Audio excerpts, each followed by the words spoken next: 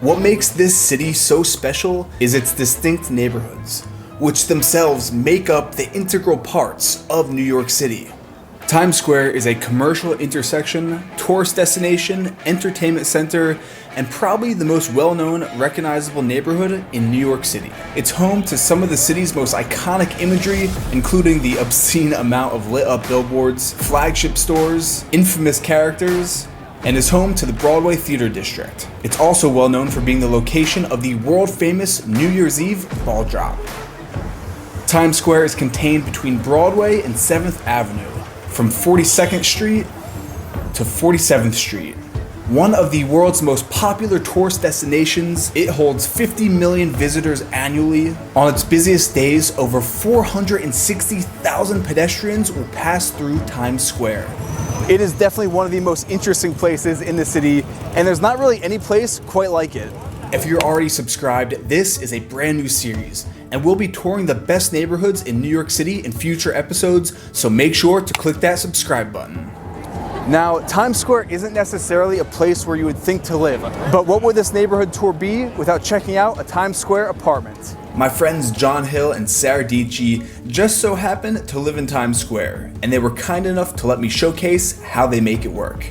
I love that we can get crazy endorphin boosts if we just skate one block down the street, but it's actually really quiet where we are. When I imagine New York, I imagine huge buildings. I want that energy. When I step outside, I feel it. And we are in a more residential area, so we have great restaurants.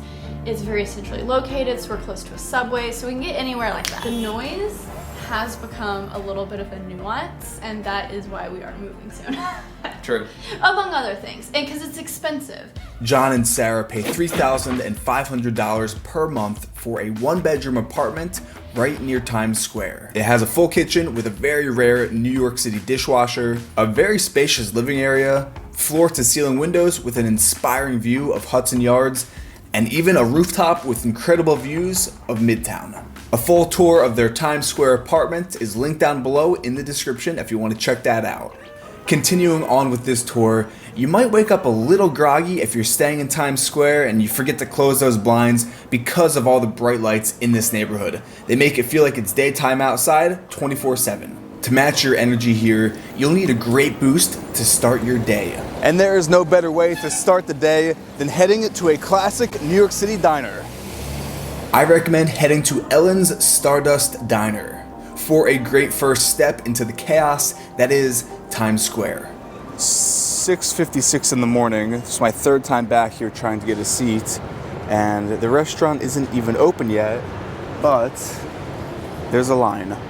Now, Ellen's is so popular that to film this video, I tried 3 separate times to eat here, and each time there was a line down the block to get in. So finally, I got here at 7 o'clock in the morning for the opening to see what made this place so world famous.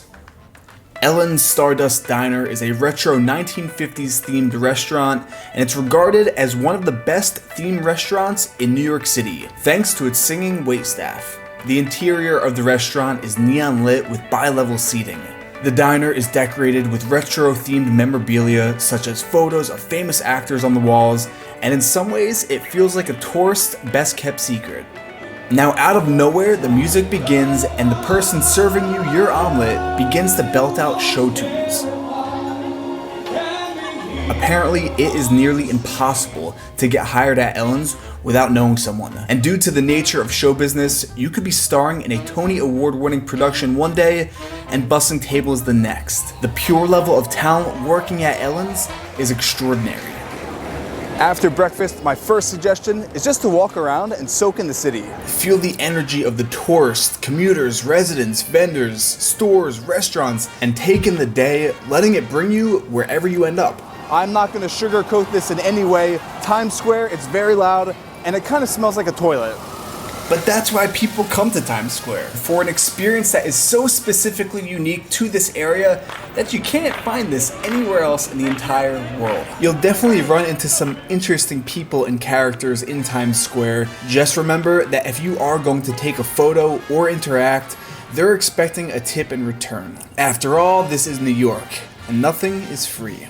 After you've gotten yourself acquainted with the area, it's time to get some lunch. There's two routes you can go here. Chances are that your favorite fast food restaurant has a larger than life mega version here, Like this massive McDonald's here. which is quick and could be kind of fun to explore. Or you could hit the Joe's Pizza for a slice. Times Square isn't necessarily known to have the best restaurants in the city, but Joe's is actually one of the best pizza spots in town for locals, tourists, and it even has the celebrity stamp of pizza approval from the likes of Leo and Bradley Cooper.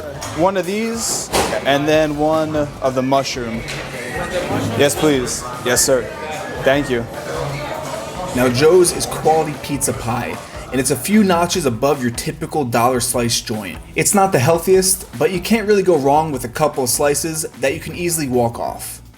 After lunch, there's a ton of options for how to spend the rest of your day. You can visit Ripley's Believe It or Not on 42nd and 8th Avenue. And if you don't happen to run into your favorite celebrity on the streets, you can always pop into the Wax Museum and get a pretty lifelike selfie with Angelina or Jenna Marbles. Or you could visit one of the massive flagship stores and do some shopping. You walk in here and it instantly smells like milk chocolate. It's just overwhelming. And to truly get the best views of Times Square, head up to the top of the Rock observation deck. In my opinion, it is the perfect way to see unparalleled, jaw-dropping views of the entire city.